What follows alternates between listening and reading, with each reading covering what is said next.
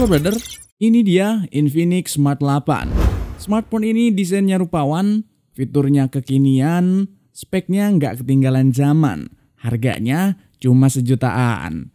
Buat kelengkapan yang kita dapat ada charger, kabel USB Type-C, 1 buah SIM ejector, buku manual, dan hard case yang nggak full. Ini bagian framenya nggak ke cover, lebih kepada style case aja. Oke, gue coba kasih gambaran spek singkat. Dibekali operating system XOS berbasis Android Go versi ke-13 dengan chipset yang digunakan Unisoc T606.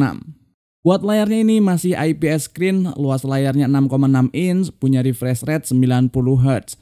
Main kameranya punya setup single kamera 13 megapiksel dan disupport juga oleh 1 buah AI kamera, dan kamera depannya cuma 8 megapiksel aja. Buat ukuran baterai lumayan gede, ada di 5000 mAh dengan kecepatan charge daya baterai maksimal bisa di 18 watt. Untuk slot SIM cardnya bisa muat 2 SIM dengan 1 microSD up to 2 TB. Pilihan storage-nya ada di 64GB dan 128GB pakai UFS bukan lagi eMMC, dengan opsi RAM cuma 1 di 4GB aja. Dan pilihan warnanya ada 3, Timber Black, Shiny Gold, dan Crystal Green.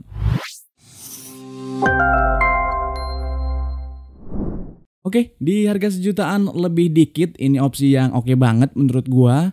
Kalau beli iPhone paling dapat iPhone 6 atau 6s, itu pun udah pasti bekas yang kondisinya udah nggak prima lagi karena udah terlampau lama. Buat build quality ini standar aja HP sejutaan, material framenya dan bodinya masih pakai plastik. Namun buat desainnya ini patut diapresiasi dan dikasih jempol karena cukup modern, elegan, dan gak kelihatan HP sejutaan. Bagian bodi belakangnya ini juga cukup oke, anti fingerprint magnet, jadi gak gampang kotor. Untuk portnya ini masih dikasih jack 3,5 mm dan udah USB Type-C 2.0 dengan kecepatan charging 18 watt. Sayangnya charger yang dikasih cuma 10 watt doang. Ini kelihatan kecil, cuma 10 watt, tapi bakal punya keuntungan di umur baterai yang bisa lebih panjang dan lebih awet. Namun memang resikonya adalah proses pengisian daya yang tentu bakal lebih lama. Apalagi ukuran baterainya lumayan gede, 5000 mAh. Speakernya cuma dikasih 1 aja yang artinya cuma mono, belum dual speaker stereo. Dan speakernya ini punya fitur super volume 200% dengan DTS processing.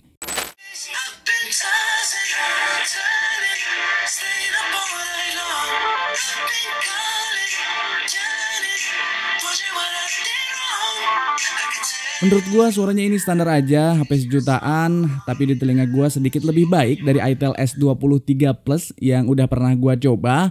Tapi memang kalau volume di atas 80-90% berasa agak pecah dan memang berasa cemprengnya. Untuk keamanan ada fingerprint yang gabung sama tombol power di samping ini. Tapi di tangan gue ini berasa feel-nya agak kurang nyaman karena terlalu mendem tombolnya. Kalau ditekan mesti agak dalam jadinya. Buat gue ini belum biasa dan kurang nyaman. Lanjut di bagian layar, seperti yang tadi udah disinggung di awal, ini punya luas 6,6 inch dengan material IPS screen yang punya resolusi HD Plus 720x1612 dengan kerapatan 267 ppi. Bisa dibilang ini cukup baik biarpun belum Full HD. Masih kelihatan tajam, warnanya juga tergolong oke lah. Kecuali kalau kita perhatiin detail secara dekat baru berasa pikselnya kurang padat. Overall buat penggunaan normal aman-aman aja. Dengan refresh rate 90 Hz plus OS Android Go ini terbilang smooth, buat scroll, buat swipe masih satset dan nyaman. Dan ya, kita nggak perlu beli iPhone yang harganya belasan juta buat ngerasain feel Dynamic Island. Cuma modal sejutaan, kita udah dikasih Dynamic Island dalam tanda kutip, atau Infinix nyebutnya Magic Ring yang akan bekerja saat melakukan charging, face unlock, background call, dan ngasih notif kalau low baterai atau full charge. Selain Magic Ring, bagian atas layarnya juga ada earpiece, sensor, plus juga kamera selfie 8 megapiksel, dikasih bonus flashlight juga. Ini cukup menarik. Untuk kemampuan rekaman video di kamera depan ini cuma bisa rekam video di 1080p 30 fps aja. Kayak gini kurang lebih hasil foto dan videonya. Buat hasil gambarnya ini terbilang bagus, warnanya akurat, nggak aneh, masih bisa ngasih detail yang sesuai. Ini hal yang positif dan menguntungkan buat para user karena makin banyak smartphone murah yang udah upgrade dari aspek kualitas kameranya. Cuma PR-nya adalah di mode potret di mana separasi antara background dan foreground antara objek yang blur dan yang fokus itu agak kurang dalam separasinya. Masih ada bagian-bagian yang miss dan itu cukup banyak. Halo guys, ini adalah kamera depan Infinix Smart 8 yang cuma 8 megapiksel doang. Gimana kualitas warnanya? Menurut gue ini warnanya cukup baik. Untuk warna kulit relatif aman, nggak merah atau kuning. Untuk warna dari baju ini warna hijau juga nggak oversaturate. Dan mikrofonnya bagaimana menurut kalian kualitas suaranya? Apakah cukup oke atau masih kurang? Boleh komen aja di kolom komentar. Oke?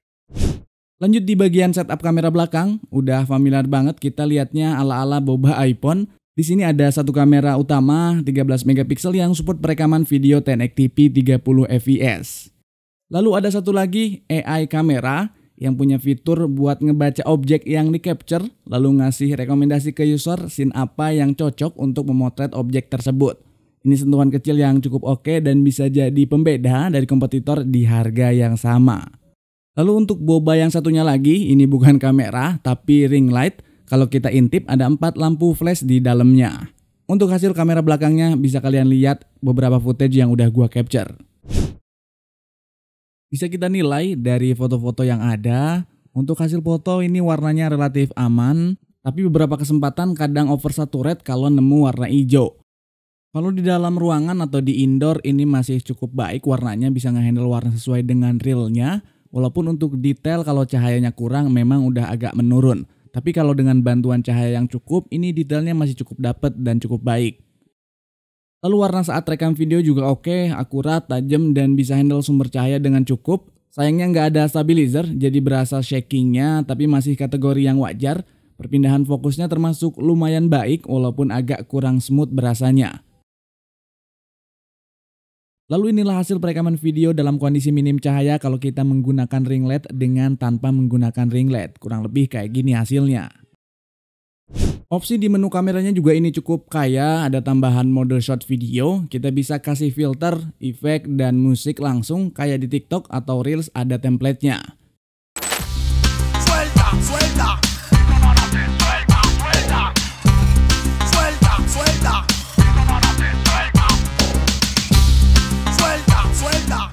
Lalu ada juga mode potret yang cukup baik kalau untuk kamera belakangnya ini, dan boleh dinilai ini oke sih, untuk warnanya juga pas. Mode lainnya ada juga mode super night. Ini detailnya memang udah mulai hilang dan ya seadanya aja. Tapi hal yang positif masih bisa mempertahankan warnanya dan detailnya masih ada lah walaupun tipis banget.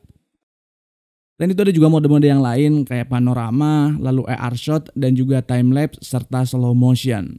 Kita lanjut di urusan performa dengan chipset Unisoc T606 di atas kertas hasil Antutunya yang udah gua coba ini ada di angka 240 ribuan.